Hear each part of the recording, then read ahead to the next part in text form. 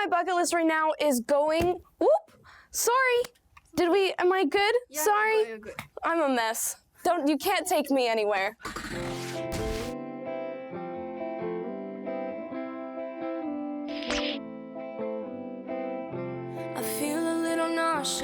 I think probably the first thing is that I'm just happy that I'm able to have a sort of outlet to get all of the things that I think about out.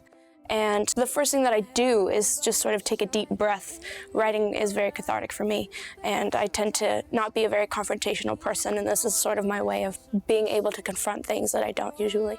I don't know, probably from Keith Urban, actually. When he first heard Nervous System, he said that he could liken me to Joni Mitchell, which is like a huge compliment because she's a fantastic writer and an amazing artist. So that's probably.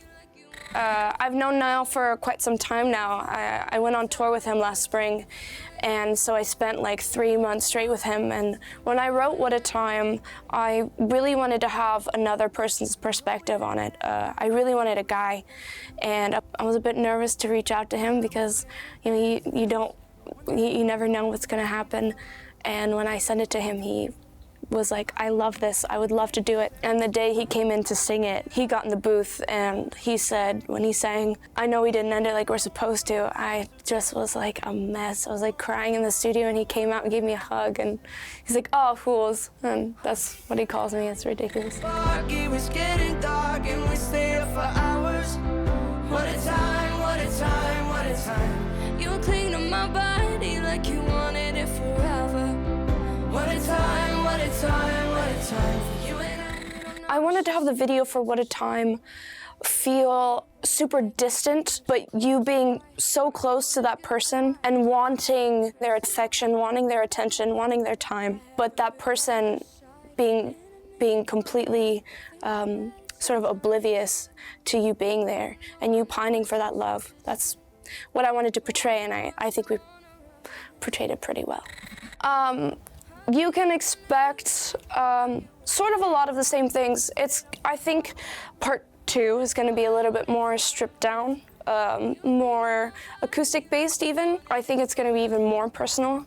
It's going to talk about more love and more heartbreak. I'm going to talk about body image and self-image a little bit more, but I'm really, really, really excited to share it with you.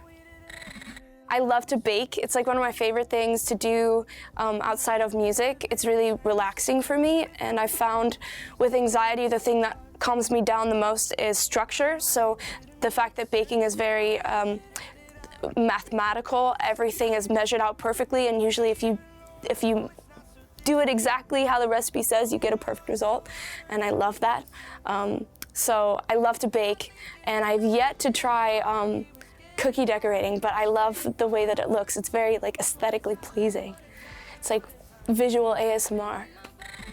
I have had 2 jobs before this. When I was 14 years old, I got my first job.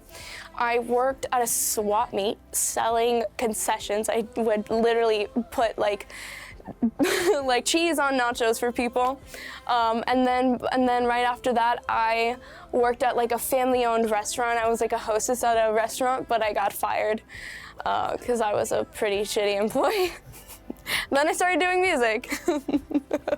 Stay in school, kids. Top of my bucket list would be to go on a vacation with my friends. I just finished a 3-month tour.